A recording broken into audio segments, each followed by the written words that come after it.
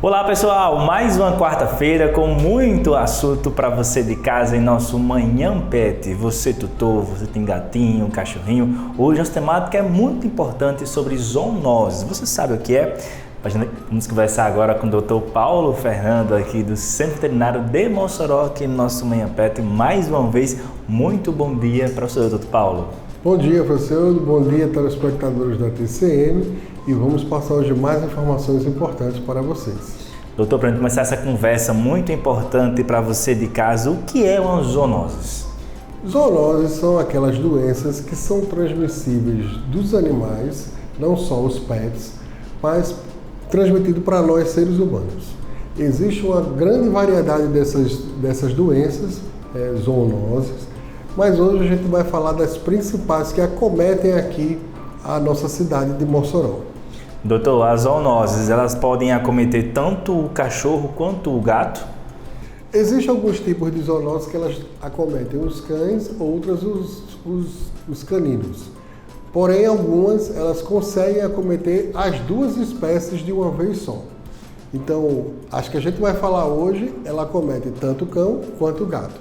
Vamos começar trazendo as principais zoonoses, né, que o pessoal mais conhece, também mais comuns que o senhor atende aqui no CVM.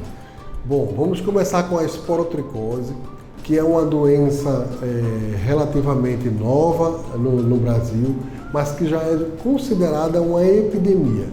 Em todos os estados da federação já há registro dessa doença. Aqui em Mossoró também nós temos registro, e é uma doença que ela acomete principalmente os felinos.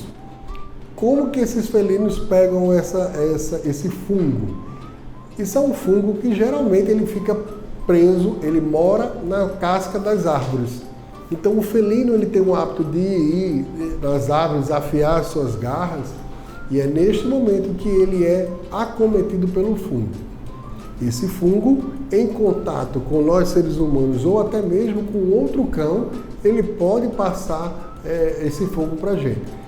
É uma doença que tem tratamento, porém o seu tratamento ele não é muito breve, ele é longo, grandes períodos, cerca de 6 meses, mas que o animal fica curado. Doutor, e para a gente ter noção um pouco, quais os sintomas da esporotricose? A esporotricose ela vai ter como principal sinal clínico aquelas feridinhas, que você leva ao médico veterinário, ele trata, não cicatriza nunca. Ela também é muito parecida com a picada do mosquito que transmite a leishmaniose. Também gera o mesmo tipo de feridinha. Então, como a gente vai definir quem é um e quem é outro? Através de um simples exame de lâmina. Um simples exame que a gente faz com a lâmina no laboratório, a gente consegue ver o fungo ou consegue ver a leishmania, e aí a gente consegue fazer o tratamento ideal para qualquer uma das doenças. Doutor, em relação também à transmissão para o ser humano, né, da esporotricose, como acontece essa transmissão e também em relação a como ela aparece, os sintomas no ser humano? No ser humano, geralmente o tutor ele vai pegar essa doença de basicamente duas formas. Uma, ele entra em contato com aquela ferida que o gatinho tem e através da pele, da mucosa da nossa pele, esse fungo penetra. Outra forma bem comum de acontecer é quando nós, seres humanos, vamos fazer uma horta e aí a gente vai pegar em frutas, verduras e até manipular as caixas de areia aonde há a presença desse fungo. E é neste momento que a gente, se tem uma lesão na pele, esse fungo penetra e acontece essa doença para nós seres humanos. E como acontece, doutor, o tratamento, né, os cuidados que o tutor deve tomar com o seu animal caso esteja com essa doença?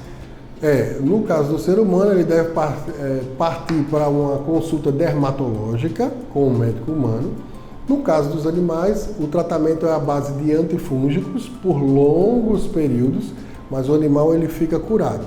E um detalhe muito importante que acontece com essa doença no Rio de Janeiro.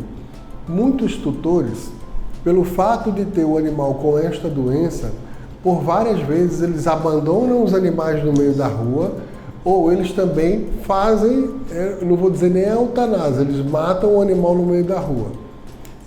Um detalhe aqui, esse corpinho, uma vez o animal com o fungo, ele não deve ser descartado em qualquer canto, porque o fungo ele é muito resistente.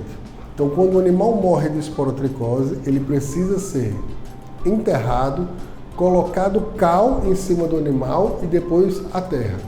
É uma doença que é uma zoonose muito perigosa e se você fizer qualquer pesquisa aí, tem vários estados do Brasil.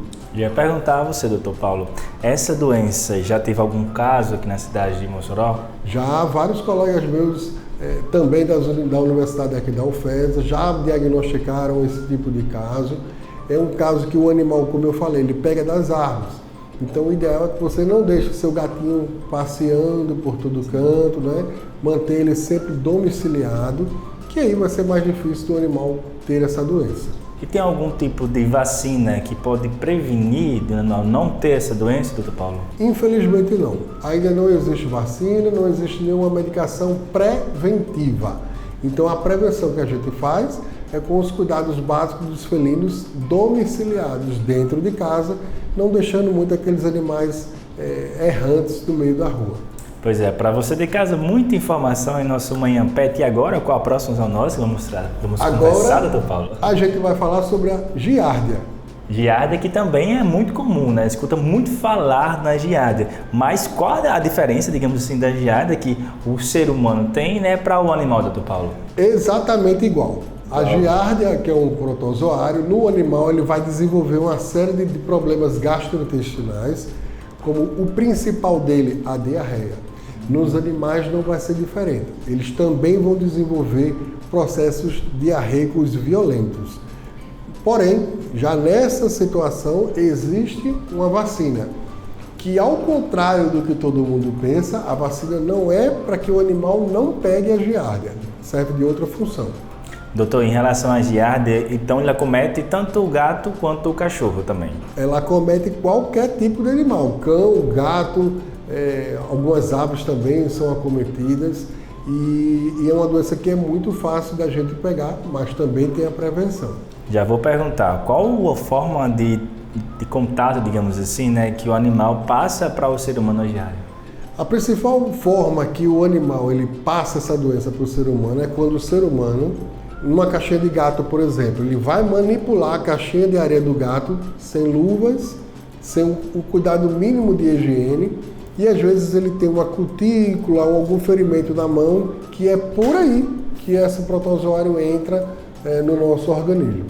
Então eu sempre recomendo aqui no centro veterinário que os tutores de gato eles tenham pelo menos 2 caixas de areia. Existem hoje desinfetantes, antifúngicos específicos para isso, que você usa. Ao manipular a caixinha de areia, você coloca uma luva, um par de luvas, né? Tendo os cuidados básicos, você não vai ser acometido pela giardia. Doutor, em relação ao tratamento da giardia, como é que ela é feita, né, nos animais e também essa questão do tempo, os exames que precisam ser feitos para poder detectar, digamos assim, a giardia? Geralmente a gente vai suspeitar que o animal tem giardia, pois o mesmo chega para a gente com uma queixa de vários dias com diarreia e é neste momento que a gente faz os testes rápidos. Existe teste rápido que a gente faz no consultório para ver se o animal tem. A gente pode também fazer exame de parasitológico de fezes. A gente tem que fazer esses exames seriados, não pode ser um só. A gente faz numa sequência de 3 dias, né? O primeiro dia, o segundo e o terceiro. E uma vez dando esse animal positivo, a gente vai usar medicamentos antibióticos específicos para o tratamento da giardia. O tratamento demora quanto tempo, doutor? O tratamento é muito simples e é muito fácil, ao contrário da esporotricose. A gente vai usar antibiótico por 5 dias, vamos parar 5 dias e vamos usar por mais 5 dias. Depois a gente faz o parasitológico e ele, na maioria das vezes, já está negativo. A giardia, ela pode deixar o gato com, digamos assim, sem querer comer, sem querer se alimentar, doutor? Pode. O que vai acontecer com a giardia, devido ao seu processo de diarreia, vários animais eles vão entrar no processo de desidratação. E aí a desidratação é o que vai matar os nossos amiguinhos. Então esses animais que têm um processo grande de diarreia, eles têm que beber muita água ou eles têm que vir para uma clínica fazer fluidoterapia, que é o soro intravenoso. Em relação aos casos aqui na cidade de Mossoró, tem muitos animais que já foram acometidos da giardia, doutor? Tem. Também é uma doença que é muito, assim, relativamente comum, né? A gente atende aqui semanalmente casos de giardia e, para isso, a gente faz a indicação da vacina. E agora vem a explicação mais importante. A vacina, pessoal, ela não foi feita para que o animal não pegue a giardia. O animal, uma vez ele não tendo a vacina, ele vai liberar a forma contagiosa dos esporos através da sua diarreia e vai contaminar todo o seu ambiente da sua casa. Então, se ele fizer diarreia no seu quarto, ele vai contaminar seu quarto, na sala, na cozinha, na varanda, onde for.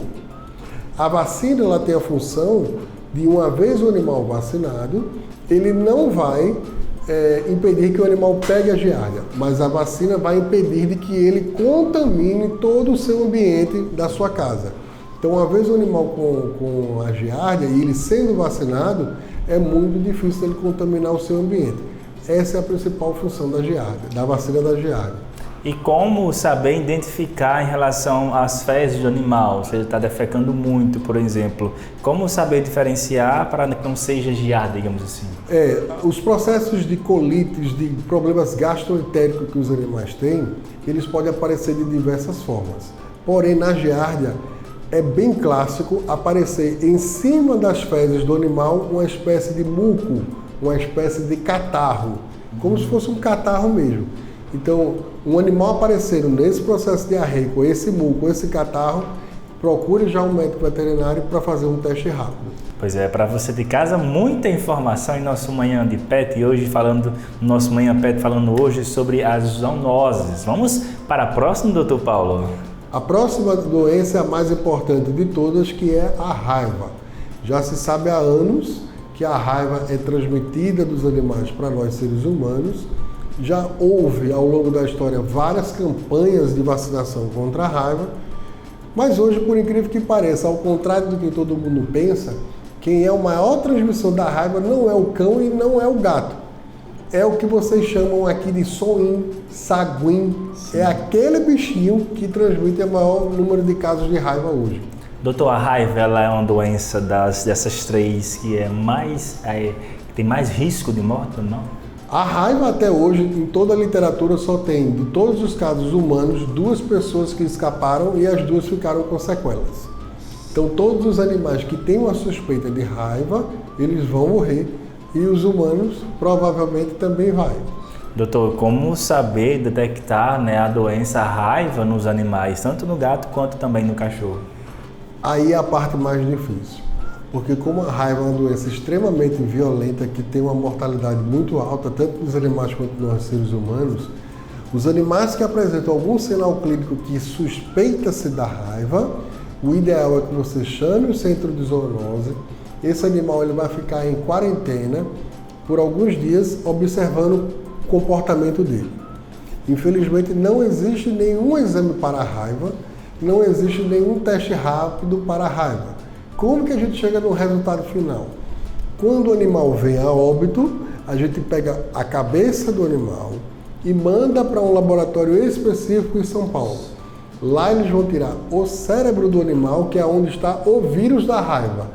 É muito perigoso, então a gente não recomenda, principalmente aquelas raposas que vivem mortas no meio da estrada. Nunca pare para olhar, porque se você vê também uma raposa pela manhã ou pela tarde, pode ser que ela tenha alguma doença. Raposa é um animal de hábito noturno, ela não aparece pela manhã nem à tarde. Então esses tipos de animais, você vê uma carcaça de um animal numa estrada, nunca pare para olhar, você não sabe o que pode estar ali. Nossa, gente, muita informação que você está aprendendo nessa manhã de quarta-feira aqui em nosso Manhã Pet. Doutor, em relação à raiva, como é que é feito o tratamento no animal? Infelizmente não existe tratamento. A única forma que a gente consegue fazer uma viabilidade para a saúde do animal é com a vacina da raiva. E esta vacina pode ser feita qualquer tipo de vacina. Aquelas vacinas que são dadas na campanha, ela tem uma eficácia bacana. As vacinas que são dadas em clínicas veterinárias também têm uma eficácia bem alta. É uma doença muito simples de ser evitada. Apenas uma dose da vacina para o cão e para o gato anualmente, enquanto vida ele tiver. Doutor, os animais que são mais idosos, eles são mais fáceis de ser acometidos da raiva? não é que seja mais fácil, mas eles podem ter algumas doenças a mais. Devido ao seu sistema imunológico, ele já está mais debilitado, mais baixo, inclusive nos animais idosos. O que a literatura recomenda para a gente é que a vacinação seja feita a cada 6 meses, pelo fato do animal ter um sistema imunológico mais debilitado. No resto dos animais é uma dose anualmente. Doutor, essas 3 que falamos aqui, né? Qual a mais perigosa? Sem dúvida, a raiva. A raiva é a mais perigosa de todas, né? Se você algum dia entrar em contato, procure logo um centro médico de doenças infecto-contagiosas. Existe vacina contra a raiva, existem os protocolos para nós seres humanos e para os animais. Então procure principalmente aqueles profissionais de risco, né, que trabalham com os animais nos pet shop. Então eles têm que tomar vacina, tem que fazer todo o protocolo para a prevenção dessa doença. Doutor, muito obrigado, tá muito bom ter essas explicações pelo senhor. E para quem está em casa, para os tutores, né? Aqui no CVM oferece essas vacinas? A gente utiliza as vacinas aqui contra a raiva. Qualquer observação que você tenha, você pode mandar as dúvidas pelo nosso Instagram, pela própria produção aqui do canal do Manhã TCM, que a gente vai responder prontamente. Bora reforçar o contato daqui do CVM Mossoró e também os horários de funcionamento? Bom, você querendo entrar em contato com a gente, vai ser pelo WhatsApp, que é o 849-8829-8856 ou 3064-5630, são os nossos telefones. O nosso WhatsApp é o C de Casa, V de Vaca Mossoró, tudo junto. Você também consegue entrar em contato com a gente e outras vias de plataformas que a gente também tem. Nosso horário de funcionamento é de 7 da manhã às 7 da noite, de segunda a sábado. Doutor, muito obrigado, tá? E para você de casa, esse foi o nosso Manhã Pet de hoje, com muita informação para você e para seu amigo de 4 patas. Até o próximo programa.